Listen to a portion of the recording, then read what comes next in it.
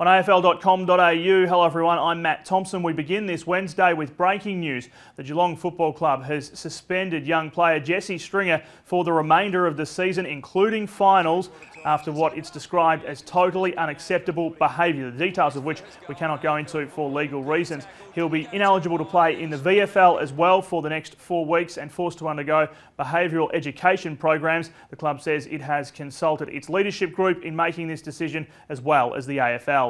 Saturday's Collingwood and West Coast twilight fixture at the MCG is building as one of the matches of the season.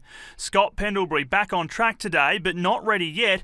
Heath Shaw, Alan Tuvey and Ben Reid all set to return for the Pies. They're clearly three very important players to us.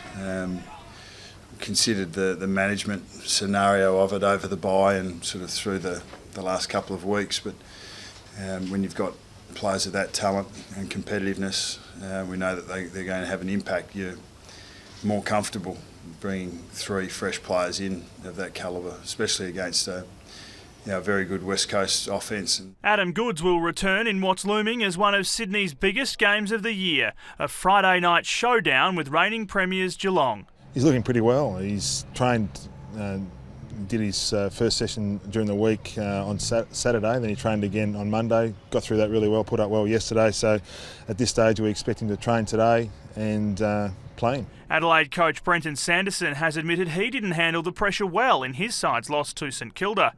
There's a little bit about anxiety as well, and I've used the example of myself this morning with the players where I personally didn't really handle those moments great in a game, where you look at the scoreboard, you look at the clock and you think time's going to run out here soon, we're either just up or just down.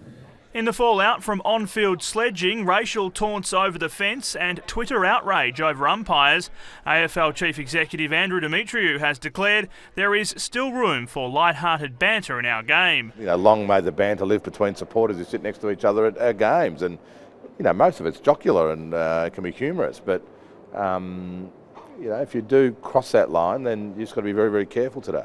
Demetriou says Will Minson's punishment sends a warning to the rest of the competition. I think people do understand now that you can be very aggressive on the football field. You can have lots of fierce battles, but you don't actually have to personalise it with denigrating comments.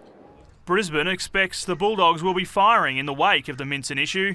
I think, if anything, it might steel them to continue on their the ways they've been going about it. So I don't see it affecting them at all, and I'm sure it'll be a pretty big battle on Saturday afternoon.